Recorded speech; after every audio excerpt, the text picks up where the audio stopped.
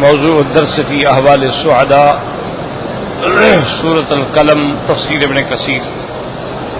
الحمد للہ رب العالمین والصلاة والسلام على اشرف الانبیاء وسید المرسلین سیدنا محمد وعلى آلہ واصحابہ اجمعین.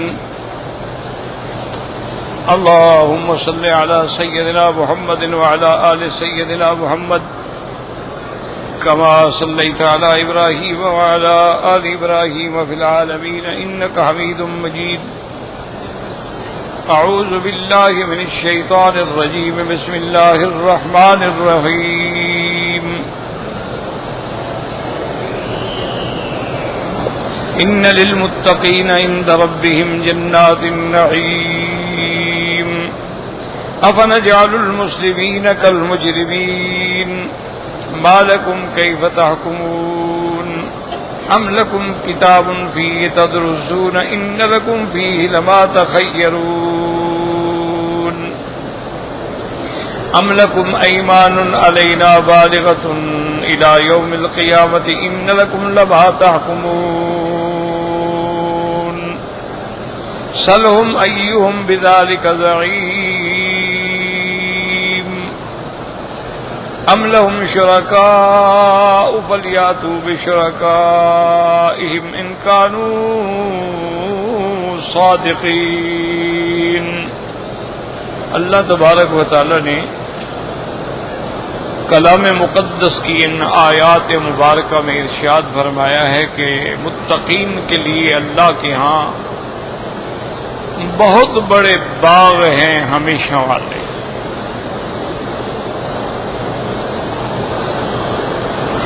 کیا ہم مسلمین کو ماننے والوں کو اور مجرمین کو برابر کر دیں گے؟ کیا یہ عقل کی بات ہے؟ مالکم کیا ہو گیا ہے تم کو؟ کیسے کیسے فیصلے کرتے ہو؟ تو میں نے عرض کیا تھا کہ موٹی موٹی باتیں یاد رکھ لیں کہ صحیح عقیدہ جو ہے اہل سنت والجماعت کا، یاد رکھو ویسے تو ہر آدمی کہہ دیتا ہے نا اہل سنت والجماعت، لیکن اصل میں اہل سنت والجماعت کی علامت یہ ہے کہ جن کے اعمال میں حضور کی سنت ہو، صحابہ کا عمل ہو، وہ اہل سنت والجماعت. اور یہی لقب جو ہے حضور پاک نے دیا ہے. حضور صلی اللہ علیہ وسلم نے فرمایا علیکم سنتی و سنت الخلفاء الراشدین، کہ تم میری سنت کو لازم پکڑو اور خلفاء راشدین کے طریقے کو لازم پکڑو. اور اسی طرح حضور پاک نے فرمایا کہ ید اللہ علی الجماعہ، اللہ کا ہاتھ جو ہے وہ جماعت پہ ہوتا ہے. اسی طرح حضور پاک نے فرمایا کہ جو جماعت سے الگ ہوگا، من شذ شذ فی النار، جو الگ ہوگا گویا وہ جہنم میں گیا. تو یہ دو لفظ ملا کے کیا بنا؟ اہل السنت والجماعہ. اور اسی سے یہ بھی سمجھ لیں حضور نے فرمایا میری سنت کو لازم پکڑو. اس کی وجہ یہ ہے کہ حدیث مبارک جو ہے وہ ہمارے آنکھوں پہ اللہ کا قرآن، سرکار دو جہاں کا فرمان، اس کا تو منکر کافر ہے، لیکن حدیث مبارک کے اندر پھر کئی مراتب ہوتے ہیں بھی یہ حدیث صحیح ہے، یہ حدیث حسن ہے، یہ حدیث حسن لغیر ہی ہے، یہ حدیث مرسل ہے، یہ حدیث منقطع ہے، یہ حدیث غریب ہے، یہ حدیث ضعیف ہے. تو یہ تو اب علماء کا کام ہے، عام آدمی کیسے پتہ کر سکتا ہے؟ لیکن سنت کبھی ضعیف نہیں ہوتی. ایک موٹی بات یاد ہے، کہ جو سنت ہوگی اس میں یہ کوئی مسئلہ نہیں ہوگا کہ وہ ضعیف ہے یا قوی ہے یا کمزور ہے یا نہیں ہے، سنت ہے بس۔ اسی لیے حضور پاک نے فرمایا میری سنت یعنی میرا طریقہ۔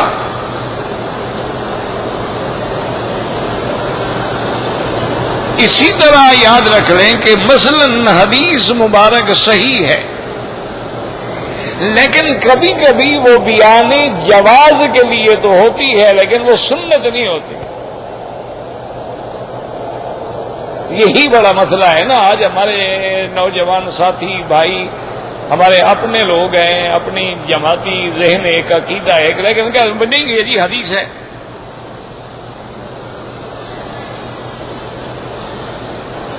اور اگر کوئی مخالف پڑھ لے کہیں گے نہیں یہ تو ضعیف ہے۔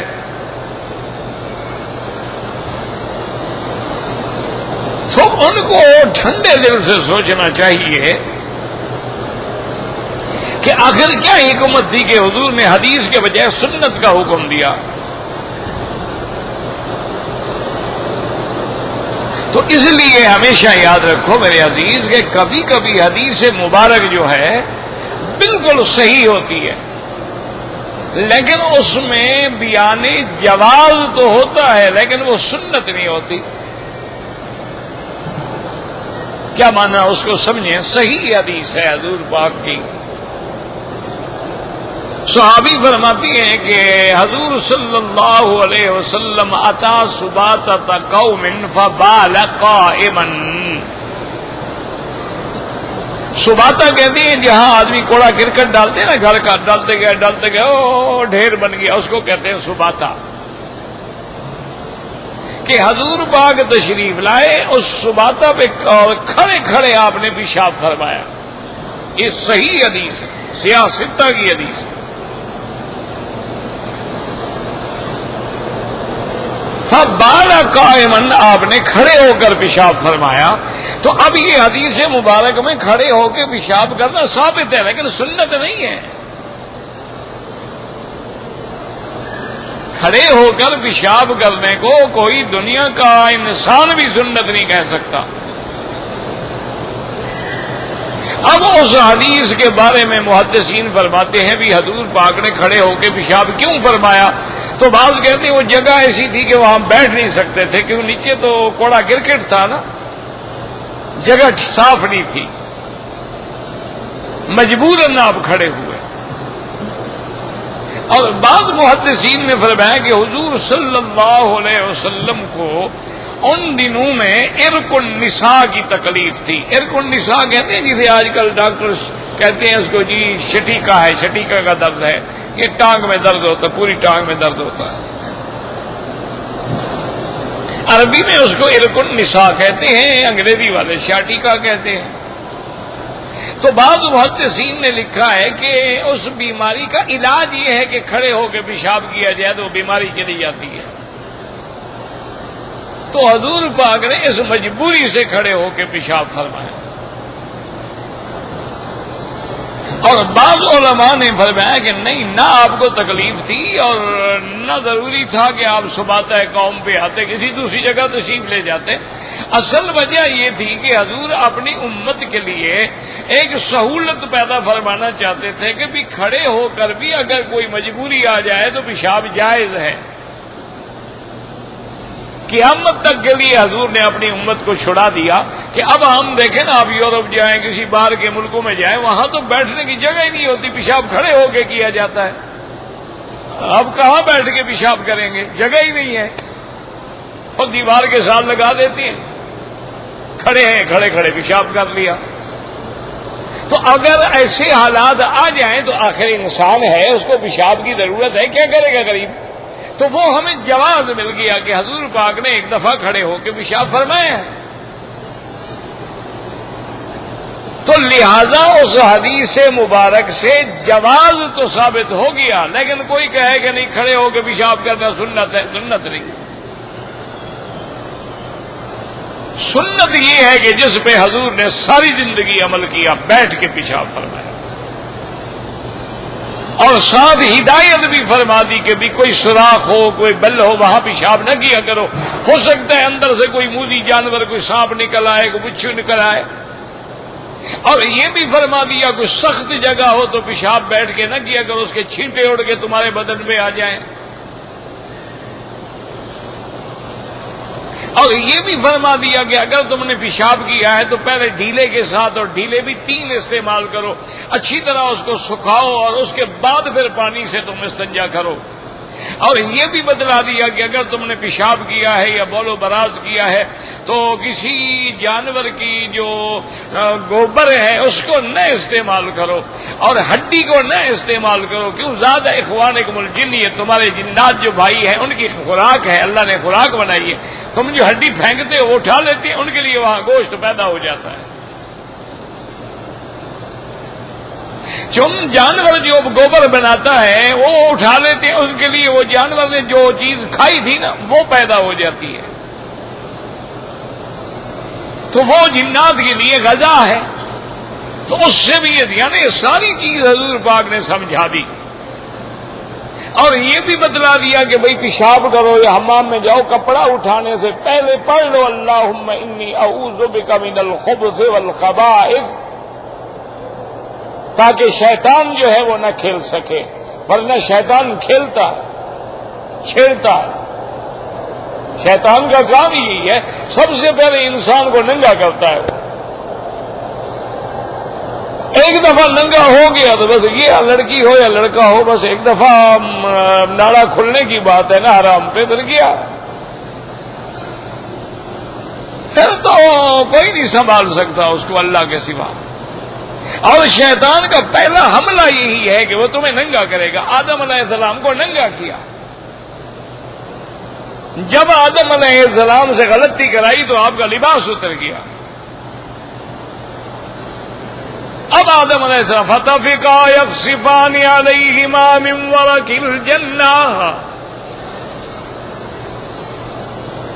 اب جناب دوڑ دوڑ کے جنت کے درختوں کے پتے لے کے اپنا بدن چھپا رہے ہیں، تو پہلا حملہ ہی وہ یہ کرتا ہے کہ تمہارے کپڑے اتار دے، اور جب کپڑے اتر گئے تو پھر باقی سارے کام آسان ہو جاتے ہیں۔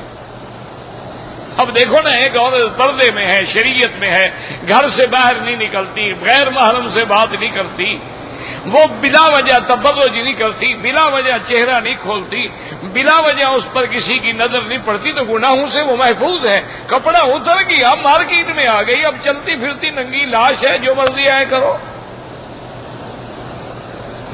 اب تو اوپن ایئر تھیٹر ہے نا، جو مرضی آئے دیکھیں، جو مرضی آئے چھیڑے۔ کوئی آنکھوں کی تعریف کرے گا، کوئی کمر کے لچکنے کی تعریف کرے گا، کوئی چلنے کی تعریف کرے گا، کوئی کپڑے کی تعریف کرے گا، کوئی بال لمبے ہیں تعریف کرے گا، کوئی آنکھوں کی تعریف کرے گا، کوئی بھووں کی تعریف کرے گا۔ بھائی اب ایک دفعہ وہ کپڑے اتر گئے، اذا لم تستحی فاصنع ما شئت۔ اسی لیے یاد رکھیں میرے آقا کی آمنہ کے لال فخر دو عالم صلی اللہ علیہ وسلم کا فرمان ہے کہ جو عورت میک اپ کر کے، سنگار کر کے، خوشبو لگا کے، بال کھلے، چہرہ کھلا کر کے، اور بالکل ایسے کپڑے پہنے جس سے آزاد نظر آ رہے ہوں، اور وہ لوگوں میں آئے، آپ نے فرمایا یہ قضا و قضا، یہ زانیہ عورت کے حکم میں ہے۔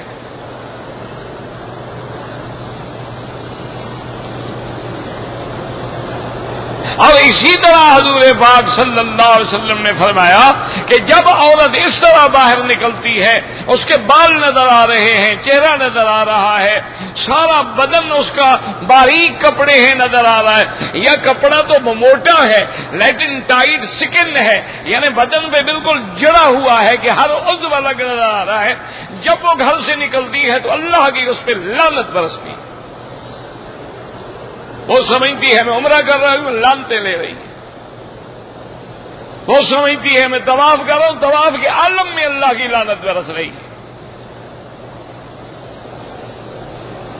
اور ایک مسئلہ اچھی طرح سمجھ لو خدا کے لیے کہ مرد جو ہے، انسان جو ہے، یہ جو ناف ہے نا جی، ناف سے لے کر گھٹنے تک یہ عورہ ہے مرد کے لیے، یعنی اگر ناف سے لے کر گھٹنے تک کوئی 2 انچ کے قریب بھی 2 انگل کے قریبی جگہ کوئی ننگی ہو تو نماز نہیں ہوگی آپ کی.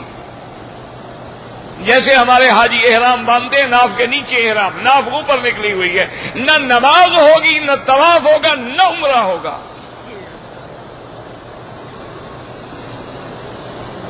اور ساتھ یہ بھی حضور نے فرمایا الناظر والمنظور ملعونان، جو اس طرح کپڑے باندھتا ہے لوگوں کو دکھاتا ہے، دکھانے والا بھی لعنتی ہے، دیکھنے والے بھی لعنتی ہے. ہاں قمیض نہیں ہے کوئی بات نہیں، ایک آدمی غریب ہے قمیض نہیں ہے، اچھا احرام میں سر پہ کپڑا نہیں کوئی بات نہیں، پاؤں میں کچھ نہیں کوئی بات نہیں، لیکن یہ عورت جو ہے اگر اس میں تھوڑا سا بھی کوئی جگہ کھلی ہوئی ہے تو نماز نہیں ہوگی. اچھا اب یہ تو مرد اور عورت کے لیے کیا حکم ہے؟ آپ نے فرمایا کہ عورت کا جو حکم ہے وہ سر کے بالوں سے لے کر پاؤں تک عورہ ہے، اسی لیے تو اس کو عورہ کہتے ہیں نا. عورت کیوں کہتے ہیں؟ عورت اردو کا لفظ ہے، عورت عربی کا لفظ ہے، یعنی عورہ کا معنی وہ چیز جو چھپائی جائے.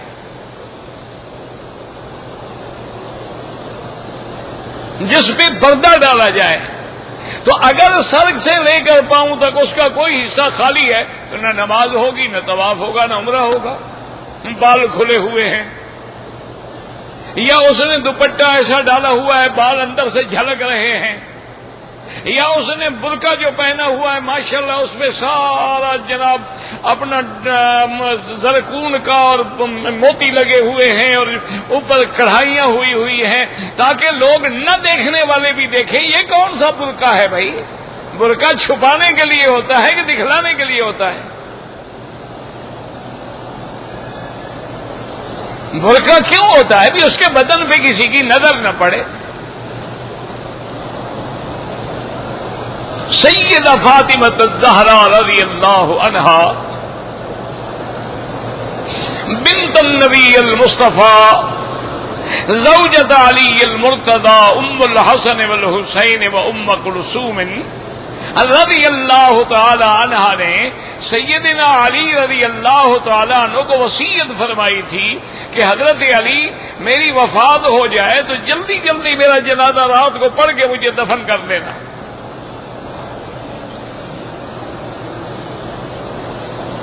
اس لیے خوارج جو ہے نا جو اہل بیت کے دشمن ہیں، خارجی جنہیں کہتے ہیں خوارج کہتے ہیں، وہ یہ بھی ایک اعتراض کرتے ہیں کہ حضرت علی نے بی بی فاطمہ کو اتنا مارا تھا کہ آپ کے بدن پہ داغ تھے، اس لیے رات کو جلدی جلدی جنازہ پڑھ کے دفن کر دیا تاکہ میرا راز نہ کھلے.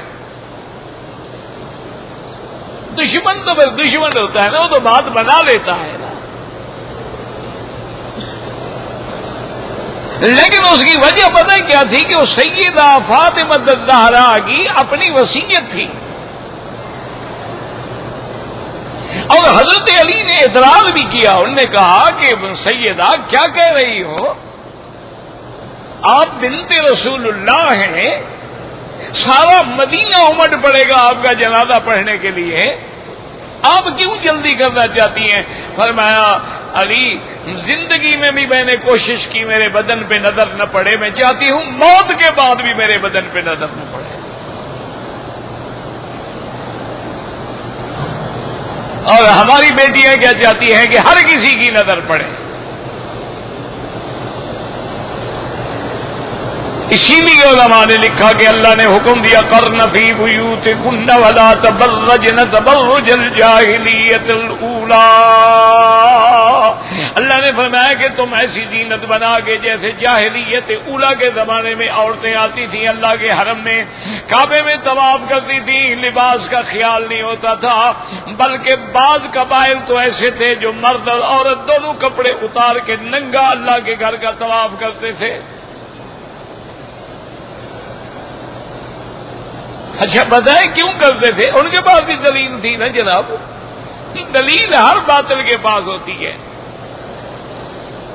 ان سے جب کہا جاتا کہ یہ تم کیا کر رہے ہو، وہ کہتے یہ احترام کعبہ ہے، ان کپڑوں میں ہم نے گناہ کیا ہے، جھوٹ بولا ہے، یہ ناپاک کپڑے پہن کے خدا کے پاک گھر میں کیسے پھریں. اچھا جی، تو جس بدن نے گناہ کیا ہے وہ تو لے کے پھر رہے ہو بدبختوں، صرف کپڑے اتارے ہیں، وہ بدن بھی کاٹ ڈالو، وہ لے کے کعبے میں کیوں آئے ہوئے ہو؟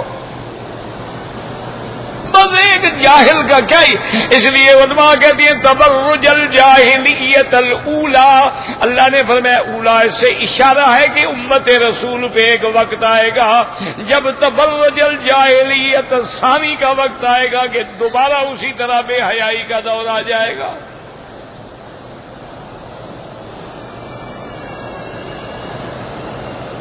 تو اس لیے ہمیشہ یاد رکھیں کہ سنت میں اور حدیث میں کبھی کبھی بیان جواز ہوتا ہے، اس کو ہم سنت نہیں کہہ سکتے۔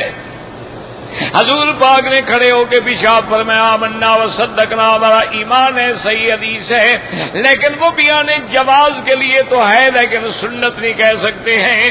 اچھا، اسی طرح حضور جب حج پہ تشریف لا رہے تھے، آپ کی بیویاں آپ کے ساتھ تھیں، آپ نے ذل حلیفہ پہ جسے بیر علی کہتے ہیں رات کو قیام فرمایا، اور حضور پاک اسی رات میں اپنی 9 بیویوں کے پاس تشریف لے گئے اور سب سے آپ نے مباشرت فرمائی۔ تو اب یہ دیکھیں حضور پاک کی حدیث ہے، صحیح حدیث ہے، لیکن اس کو ہم سنت نہیں کہہ سکتے کہ جو حج کرنے آئے پہلے ضرور بیوی سے جماع کرے، بیوی نہ ہو تو کیا کرے؟ بیوی بھی ہو جگہ نہ ہو، حاجی ہیں 5 عورتیں ایک کمرے میں ہیں، کیا کرے گا وہ؟ تو معنی یہ ہے کہ جواز تو ہے کہ موقع ہے، جگہ ہے، تو افضل یہی ہے کہ میاں بیوی مل لیں تاکہ حج کے دنوں میں ان دونوں کی نظریں نہ بہکیں، ان کے اندر گناہ کا خیال ہی پیدا نہ ہو۔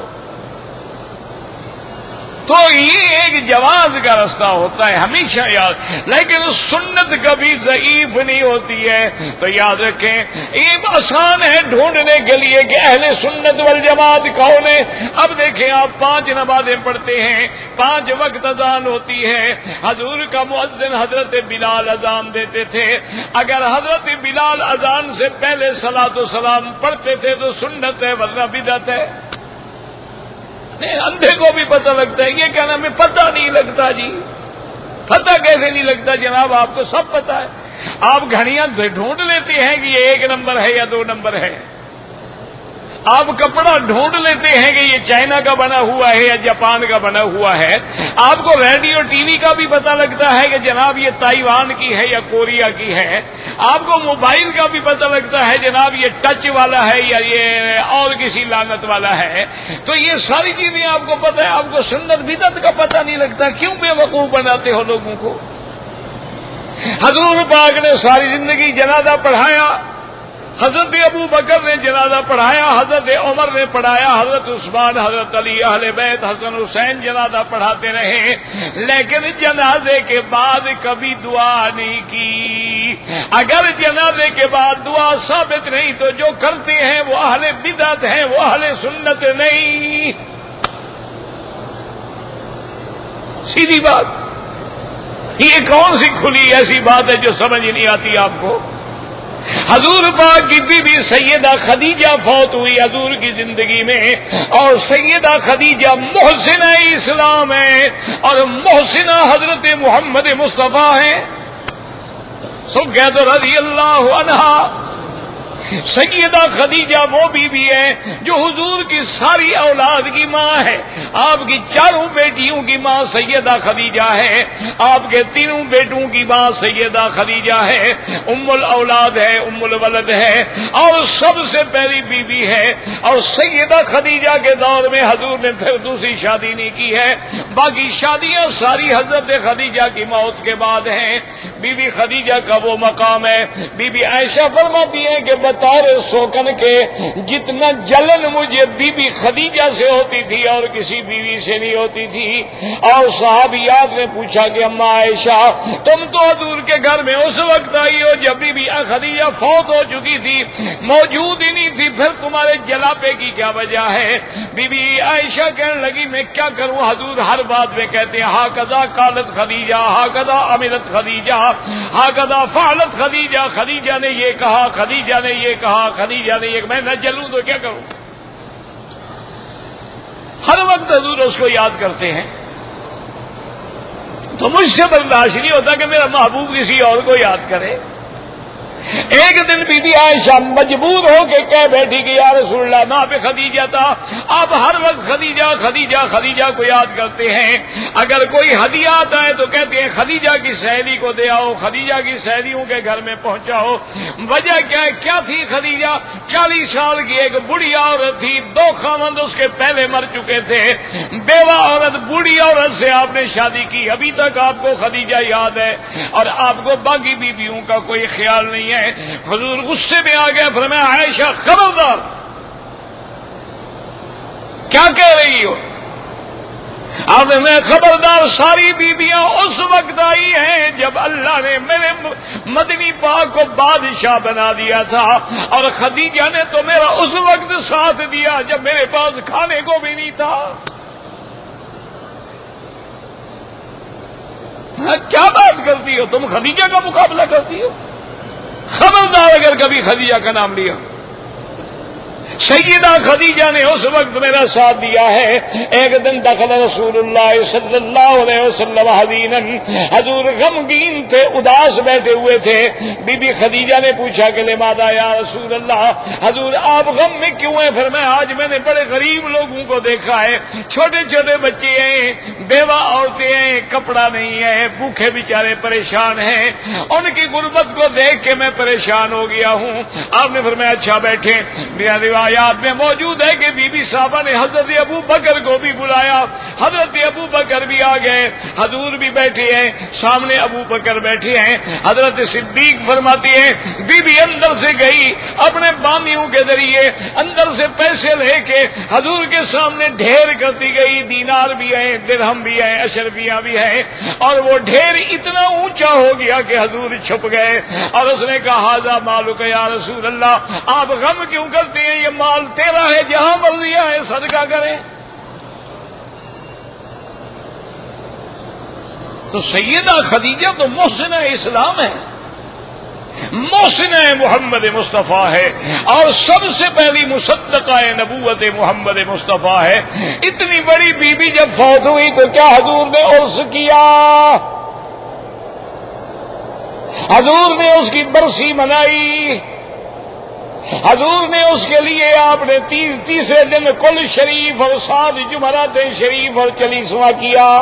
حضور کے بیٹے فوت ہوئے، طیب طاہر فوت ہوئے، حضور نے ان کے لیے کل خانیاں کی ہیں۔ اسی طرح حضور کی بیٹیاں بی بی زینب ہے، بی بی رقیہ، بی بی ام کلثوم فوت ہوئی ہے۔ حضور کا سگا چچا سیدنا حمزہ شہید ہوا ہے، حضور کا سگا چچا حضرت جعفر شہید ہوئے ہیں، بڑے بڑے اجلا صحابہ شہید ہوئے۔ حضور نے کسی کی کل خانی جمعراتیں یا عرس کیا ہے؟ اگر کیا ہے تو دکھلا دو، نہیں کیا تو بدعت ہے، جو کرتے ہیں وہ اہل بدعت ہیں۔ ایک موٹی سی بات ہے، کوئی اندھا بھی جانتا ہے کہ اہل سنت کون ہے اور اہل بدعت کون ہے۔ کہنے سے کیا ہو جاتا ہے؟ کہتے رہو ہم اہل سنت والجماعت ہیں۔ کہنے کو تو شیعہ بھی کہتے ہیں ہم قرآن کو مانتے ہیں، ان کی ساری کتابوں میں لکھا ہوا ہے کہ یہ قرآن صحیح نہیں ہے، ان کی ساری کتابوں میں لکھا، اور وہ کتابیں جو ان کی معتمد علیہ کتابیں ہیں، جیسے ان کی تفسیر حیاشی ہے، تفسیر کافی ہے، اسی طرح البہار ہے، اسی طرح من لا یحضرہ الفقیہ ہے، اسی طرح ان کے بڑے بڑے جو سب کہتے ہیں کہ یہ قرآن جو ہے زید فیہ نقص منہا غیر وحرف وبدل، وہ کہتے ہیں 3 صحابہ نے لکھا ہے، ہمارے بارے میں جتنی آیتیں تھیں وہ تو ساری انہوں نے گرا دی ہیں۔ ان سے پوچھو، کہتے نہیں جی ہم تو قرآن مانتے ہیں، دیکھو یہی قرآن تو پڑھتے ہیں۔ تو پھر بھی اپنی کتابوں کا انکار کرو، اپنے ان بزرگوں کا انکار کرو جنہوں نے کتابوں میں یہ فتوے لکھے ہیں، کہو کہ نہیں ہمارے وہ جھوٹے ہیں، غلط ہیں۔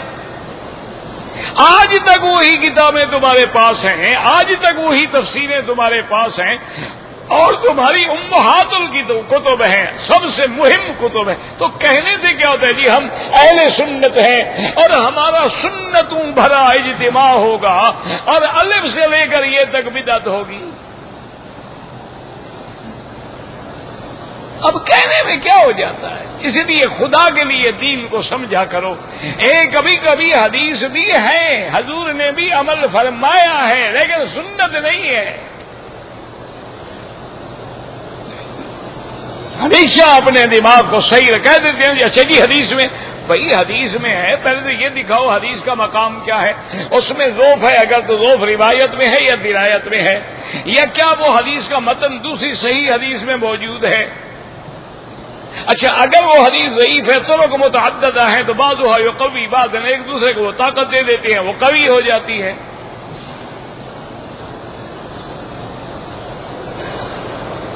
اس لیے ہمیشہ یاد رکھیں کہ اہل سنت جو صحیح معنی میں اہل سنت ہے وہ کون ہے؟ وہ اصحاب رسول اللہ ہے، جنہوں نے سنت پہ جان دے دی۔ اور صحیح معنی میں اہل سنت کون ہے؟ تابعین ہیں۔ صحیح معنی میں اہل سنت والجماعت کون ہے؟ محدثین ہیں۔ صحیح معنی میں اہل سنت والجماعت کون ہے؟ فقہاء ہیں۔ امام ابو حنیفہ ہے، امام شافعی ہے، امام مالک ہے، امام احمد ابن حنبل ہے، یہ لوگ ہیں جو صحیح معنی میں اہل سنت والجماعت ہیں، جن کی زندگی اتباع سنت میں گزر گئی ہے۔ اسی طرح پھر ان کے ماننے والے جو علماء حق ہیں وہ اہل سنت والجماعت ہیں۔ کہہ دینا بڑا آسان ہے۔ حضرت نانوتوی رحمت اللہ علیہ، حضرت محمد قاسم نانوتوی، انگریزوں نے ان کے خلاف وارنٹ گرفتاری جاری کر دی ہے کہ ان کو گرفتار کیا جائے، تو سارے ساتھی اکٹھے ہوئے، انہوں نے کہا حضرت انگریز کا ملک ہے، انگریز کا دور ہے، انگریز کی حکومت ہے، اور پھر آپ پر وہ بغاوت کا مقدمہ چلائیں گے، سزائے موت دے دیں گے اس بہانے سے، تو لہذا شریعت میں بھی چھپنے کی اجازت ہے، چھپ جائے۔ آپ نے فرمایا ٹھیک ہے، آپ چھپ گئے۔ اچھا 3 راتیں گزری تو صبح کو ایک ساتھی ہے، دیکھا حضرت مسجد میں کھڑے نماز پڑھ رہے ہیں، اس نے جا کے نے کہا حضرت مسجد میں کھڑے آپ کہتے تھے چھپ گئے؟ وہ نے کہا حضرت اچھے چھپ گئے آپ؟ نے فرمایا بھائی حضور پاک نے غار میں 3 راتیں گزاری تھیں، زیادہ چھپنا سنت کے خلاف تھا، مجھے حیا آ گیا، میں گرفتار تو ہو جاؤں گا لیکن حضور کی سنت کے خلاف نہیں کروں۔ یہ عشق تھا، یہ اہل سنت تھے، جگیرے لینے والے اہل سنت نہیں تھے، انگریزوں کے گیت گانے والے اہل سنت نہیں۔ اور ٹھنڈے دل سے دیکھ لو یار، کوئی جھگڑے میں اپنے اپنے ملک میں، اپنے ضلع میں ڈویژن پہ نظر ڈال لو، یہ جتنے مخدوم ہیں، جاگیریں ہیں، یہ کسی اہل حق کو کیوں نہیں ملی؟ ان کو کیوں مل گئی؟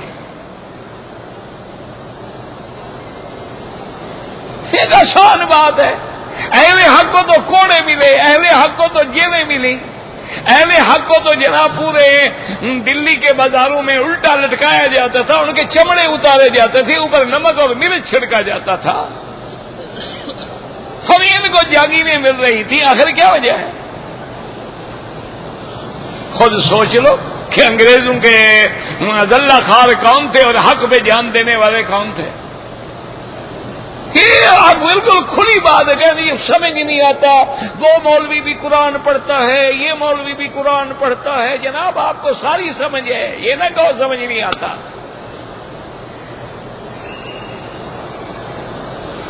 اگر امام نبی نماز پڑھا لے تو آپ کو تکلیف ہونے شروع ہو جاتی ہے، سمجھ آپ کو کیسے نہیں آتا؟ سب سمجھ آتا ہے آپ کو۔ آج تک قوم کو لڑا دیا گیا کہ ولضالین ہے یا ولضالین ہے، ضاد ہے یا ضاد ہے، اسی پہ لڑا دیا۔ بھئی دونوں کی راتیں ہیں، کوئی ضاد پڑھ لے کوئی ضاد پڑھ لے، دال نہ پڑھو، ولضالین نہ پڑھو، دال پڑھو گے تو پھر نعوذ باللہ معنی ہی بدل جائے گا۔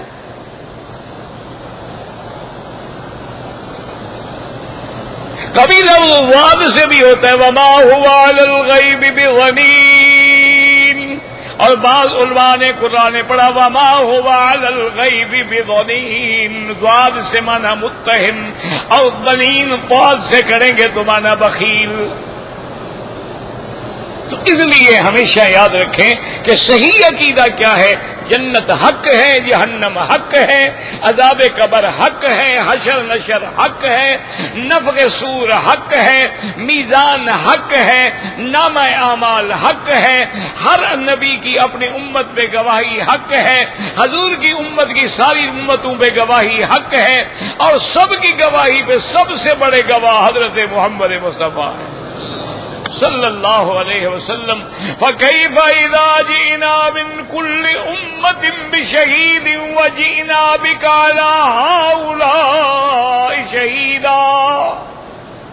اور یاد رکھیں کہ حضور پاک نے فرمایا کہ جنت میں تم اگر میرے قریب آنے چاہتے ہو، علماء نے لکھا حضور کے قرب ڈھونڈنا ہے تو سب سے زیادہ درود پاک پڑھا کرو، جتنا درود زیادہ پڑھو گے اتنا قرب حاصل ہوگا قیامت میں۔ اور یہ بھی ہمارا ایمان ہے، وہ قرب کس کو ملے گا؟ علماء کو ملے گا، محدثین کو ملے گا، فقہاء کو ملے گا، ان میلاد منانے والوں کو نہیں ملے گا، کیونکہ انہوں نے تو صرف 12 ربیع الاول منانی ہے۔ اصل تو وہ ہے جو ہر وقت کہہ رہے ہیں قال قال رسول اللہ صلی اللہ علیہ وسلم۔ تو سب سے درود زیادہ کس کا ہوگا؟ جو ہر مسجد میں ہر نماز میں آئیں گے بسم اللہ والصلاۃ والسلام علی رسول اللہ، اللہم اغفر لی ذنوبی وافتح لی ابواب رحمتک، اور جو نکلیں گے تب بھی کہیں گے بسم اللہ والصلاۃ والسلام علی رسول اللہ، اللہم اغفر لی ذنوبی وافتح لی ابواب فضلک۔ جو فرض پڑھیں گے، واجب پڑھیں گے، سنت پڑھیں گے، نفل پڑھیں گے تو کہیں گے السلام علیکہ ایھا النبی ورحمۃ اللہ وبرکاتہ، اور پھر درود پڑھیں گے تو سب سے زیادہ قریب کون ہوں گے پھر حضور کے؟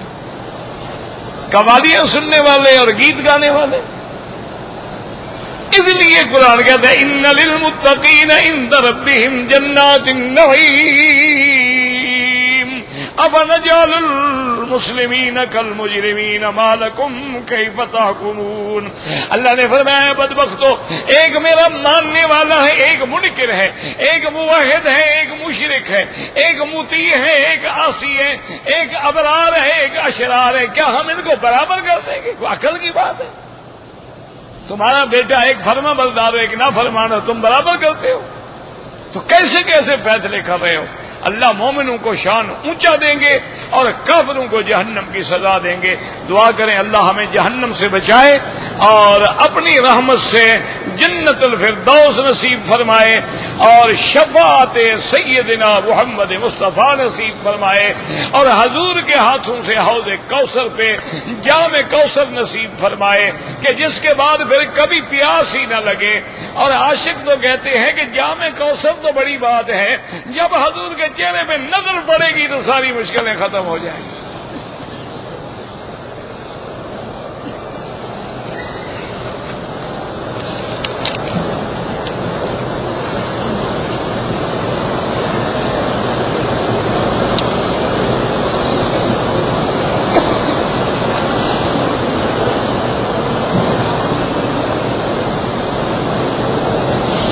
بہرحال میرا بھائی، اگر خامد نے یہ کہتے ہوئے 3 دفعہ طلاق کے الفاظ کہے ہیں طلاق ہو جائے گی۔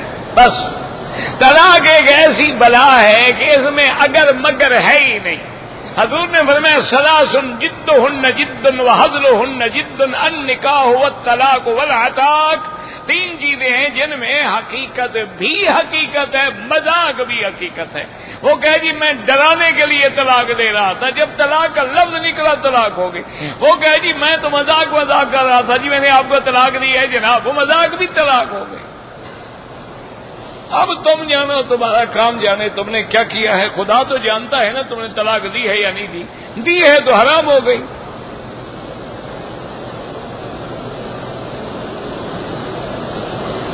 کہتے تھے کہ ہمارے پاکستان میں مولوی صاحب ہیں الیاس صاحب، وہ غیر مقلد حضرات کو چیلنج، وہ جانے ان کے چیلنج جانے، میرے ساتھ کیا، میں نے تو کبھی چیلنج نہیں کیا کسی کو۔ نرینہ اولاد کے لیے پہلے تو اپنا علاج بھی کراؤ نا، کہ تمہارے اندر اللہ نے وہ اولاد والا جرثومہ بھی رکھا ہے کہ نہیں رکھا۔ کیونکہ جرثومے 2 قسم کے ہوتے ہیں، ایکس اور وائی ہوتے ہیں۔ پہلے جا کے میڈیکل ٹیسٹ کراؤ، اس کے بعد پھر دعا مانگو جو قرآن میں ہے، رب ہب لی من لدنک ذریۃ طیبہ رب لا تذرنی فردا وانت خیر الوارثین۔ جو انبیاء نے دعائیں مانگی ہیں وہ مانگو۔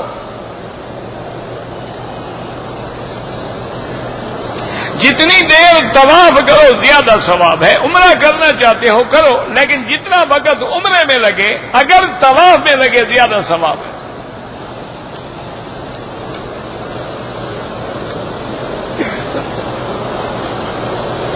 جمعہ کے روز 2 رکعت فرض نماز کب سری ہو؟ تو سری تو ہوتا ہی نہیں، جہری ہوتا ہے. اس کس نے کہا آپ کو سری ہوتا ہے؟ عجیب بات ہے. میں بیت اللہ کے اندر کوئی آیت نازل ہوئی؟ نہیں جناب، نہیں نازل ہوئی.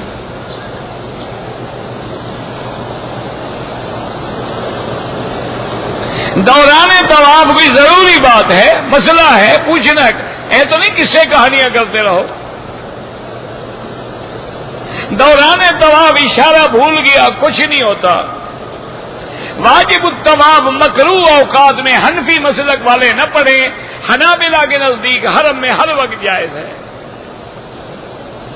رکن یمانی پہ دایاں ہاتھ لگائے، موقع ملے نہ ملے چلے جائیں.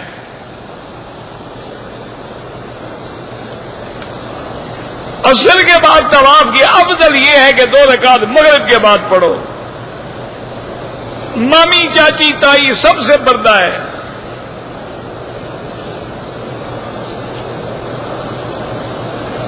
اگر حنفی ہے امام کے پیچھے فاتحہ نہ پڑھے، شافعی ہے پڑھا کرے. ہم نے صبح 6 بجے مکہ چھوڑنا ہے تو آپ صبح طواف الوداع کریں، تہجد کے وقت کر لیں، نماز سے پہلے کر لیں.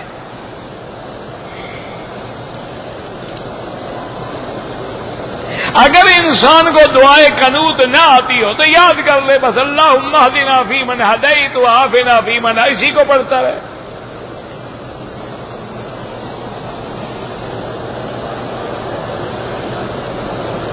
ہمارے دوست کہتے ہیں کہ ٹوپی پہننا سنت ہے. سرکار دو عالم نے ساری زندگی ٹوپی اور پگڑی پہنی ہے. اور سنت کیا ہوتی ہے بھائی؟ ساری زندگی حضور نے ٹوپی پہنی، اوپر پگڑی پہنی. ایک نماز حضور نے بغیر احرام کے سر ننگے ہو کے نہیں پڑھائی. اگر ہے تو ایک حدیث ہمیں دکھا دے. مدینہ منورہ جانا ہے، علماء کا اختلاف ہے کہ حضور کی نیت کے بجائے مسجد نبوی کی نیت کریں. تو جب آپ مسجد نبوی کی نیت کریں گے تو مسجد بھی تو اسی نبی نے ہی بنائی ہے نا، آپ کا مزار مبارک بھی تو اسی مسجد میں ہے. یہ تو علمی بات ہے کہ بھئی کیا قبر کی نیت ہو سکتی ہے یا نہیں. بعض علماء کہتے ہیں ہو سکتی ہے، بعض علماء فرماتے ہیں کہ لا تشد الرحال الا الى 3 مساجد، 3 مسجدوں کے علاوہ کسی کے لیے سفر نہ کیا جائے. علماء بعض کہتے ہیں کہ ان 3 مسجدوں کے علاوہ کوئی دلی کی مسجد کے لیے سفر نہ کرے، اجمیر کی مسجد کے لیے سفر نہ کرے. مستثنی مستضمن ہوگی جن سے ہوتا ہے، اس کا قبر سے کوئی تعلق نہیں. لیکن احتیاط اسی میں ہے کہ مسجد کی نیت کر لے تاکہ جھگڑا ہی نہ رہے، اختلاف ہی نہ رہے.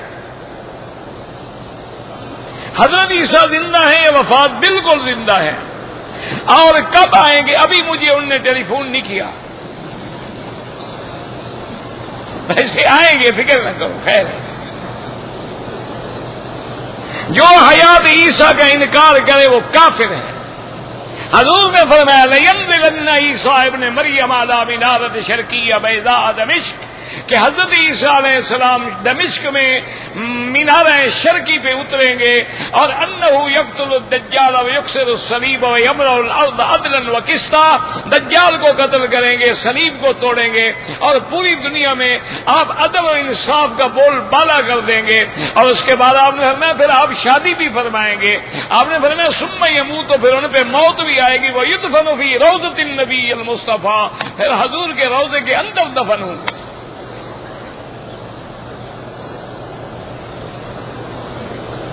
بھائی عمرہ اپنے لیے کرو، زندہ کے لیے دعا کر لینا، مردہ کے لیے نفل پڑھ کے ثواب بخشو. جدہ جا کے احرام باندھ کے آ جائیں، عمرہ ہو جائے گا. مدینہ منورہ کے تو کئی نام ہیں، آپ کتاب لے لیں مدینہ منورہ کی تاریخ مدینہ، اس پہ مل جائیں گے. مسجد الحرام میں جب داخل ہوں گے وہی بسم اللہ والصلاۃ والسلام علی رسول اللہ مسجد ہے. کہتے جی کہ لوگ کھڑے ہو جاتے ہیں، آگے جگہ خالی ہوتی ہے، یہ تم جانو اور لوگ جانے، ہماری تو کوئی نہیں مانتا.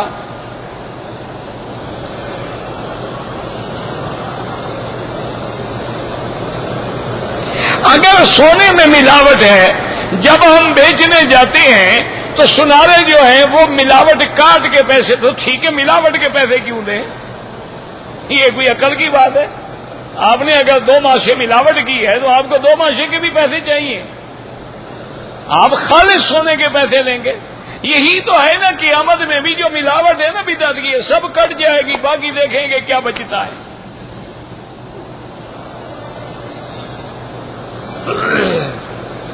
داڑھی مبارک جو ہے ایک مشت ہونی چاہیے۔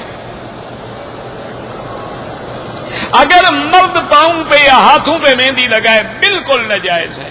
اگر مرد کوئی بیماری ہے پھر ایک بات ہے، مرد داڑھی پہ لگائے، بالوں پہ لگائے، ہاتھ پاؤں پہ تو عورتیں لگاتی ہیں، تمہیں عورت بننے کا شوق ہے؟ عورتیں مرد بن رہی ہیں، مرد عورتیں بن رہے ہیں، کیا کیا جائے؟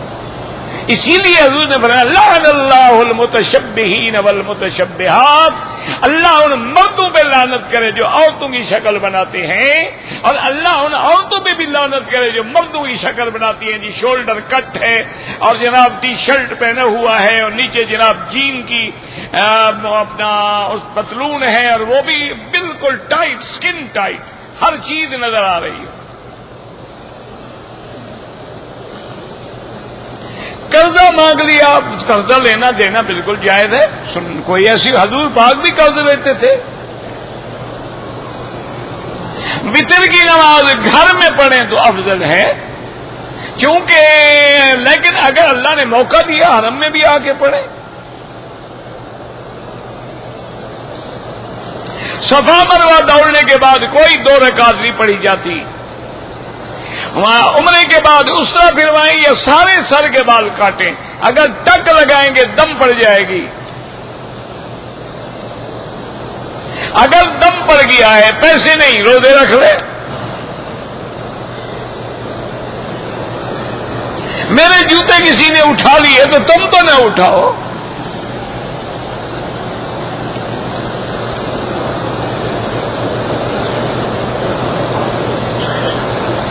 تنخواہ صاحب بھائی نے باپ کو تنخواہ والے پیسے دیے، اگر بھائی نے باپ کو تنخواہ والے پیسے دیے کیوں نہیں؟ وہی تو حلال ہے، اس کی محنت ہے، وہ نہ دے گا تو اور کہاں سے دے گا؟ مریم بوٹی کیا ہوتی ہے کسی حکیم سے پوچھو، میں تو حکمت نہیں کرتا۔ مقام ابراہیم کو نہ ہاتھ لگانا ہے نہ چومنا ہے۔ ہمارے امام صاحب نابینا، اگر نابینا صاف ستھرا رہتا ہے اور قرآن کا اچھا قاری ہے، بالکل نماز پڑھا سکتا ہے، لیکن اپنی پاکی پلیتی کا خیال رکھنے والا ہو۔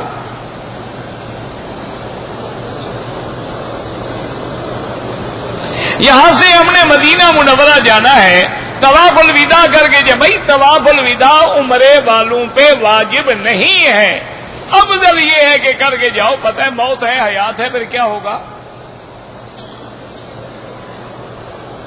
آب زمزم سے وضو ہو سکتا ہے، بالکل ہو سکتا ہے۔ نماز پڑھتے ہوئے نظر سجدے کی جگہ پہ رکھیں۔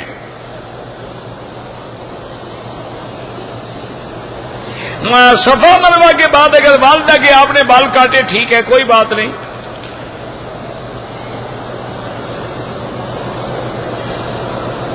اگر میری نماز فجر کے بعد طواف ختم ہو، گاڑی جا رہی ہے، اس وقت بھی آپ 2 رکعت پڑھ سکتے ہیں، ورنہ سورج نکلنے کے بعد آپ جہاں ہیں وہیں پڑھ لیں۔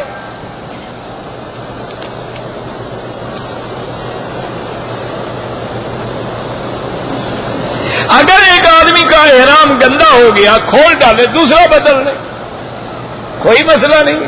کوئی چادروں میں عمرہ تھوڑا باندھا ہوا ہے کہ آپ چادر کھولیں گے عمرہ بھاگ جائے گا، آپ بدل لیں، دھو ڈالیں۔ ربنا آتنا فی الدنیا حسنۃ وفی الآخرۃ حسنۃ وقنا عذاب النار۔